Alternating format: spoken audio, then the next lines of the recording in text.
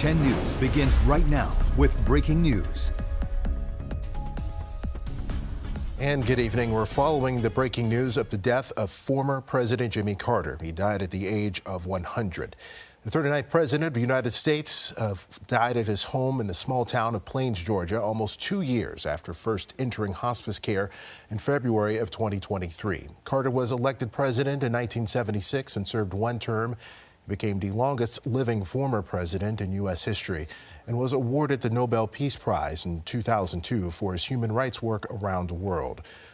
Reaction to Carter's death is coming in from those in politics and beyond. Virginia Senator Mark Warner says the former president gave him his first job out of law school, going on to say in a statement, quote, his dedication to building homes through Habitat for Humanity has always brought back warm memories of my father, who also volunteered with the organization well into his 80s.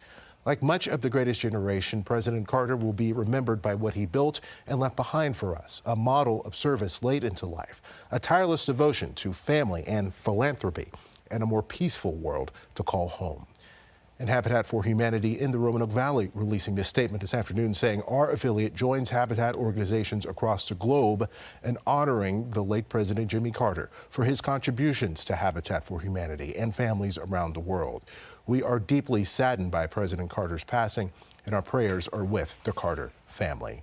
Carter visited our region several times over the decades, including VMI up in Lexington in 2001. Last year, 10 News anchor John Carlin filed this report looking back at that speech.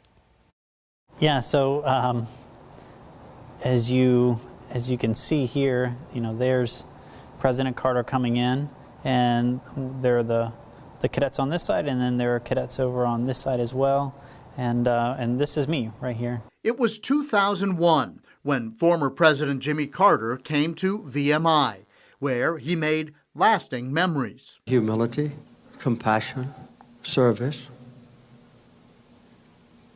forgiveness, love.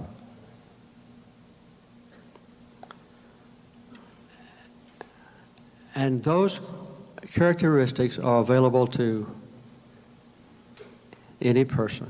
John Casper, Associate Chaplain for the Corps at VMI, was a member of the ceremonial drill team the day the former president came. I mean, as soon as he walked into the archway, you could kind of just feel the air get very thick, and there was this sense of this is the President of the United States that's walking into barracks right now. Carter was the pitcher on one side, and Billy was the pitcher on the other side. Keith Gibson, who heads the VMI museum system, had 3 touches with Carter in his life.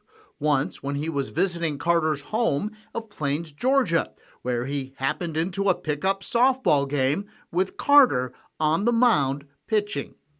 These are his photos. And he turns back around and he sees me standing there as the only target of his interest, and he begins to walk towards me, and he extends his hand and introduces himself as Jimmy Carter. I had the good fortune of being right here. Gibson also served in the honor guard the day Carter was inaugurated. And then you see the guest of honor, the president, as you pass by, and just a fleeting moment. It all happens in just a few seconds. And Gibson was also there when Carter spoke at VMI in 2001. Carter, the first recipient of the Jonathan Myrick Daniels Award.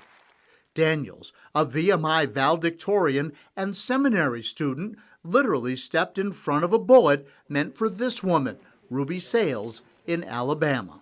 His delivery was thoughtful, slow, and meaningful in a way that a wise elder would bring their experience, their advice to a younger audience. I thought it was just right for the Corps of Cadets. In hindsight, just realizing, wow, I was feet away and got to meet a former president of the United States, and not everybody can say that. Not only do these former cadets remember the experience, but the message, which is so in sync with what one might expect from a president who will be remembered most as a humanitarian. I wish you new worlds and the vision to see them. I wish you the decency and nobility of which you're capable. Those words were spoken by the valedictorian of VMI in 1961. His name was Jonathan Daniels.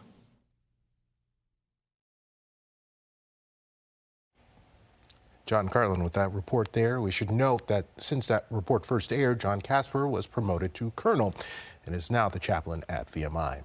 Tonight on NBC Nightly News, there will be special coverage of the life and legacy of Jimmy Carter that begins immediately following this newscast.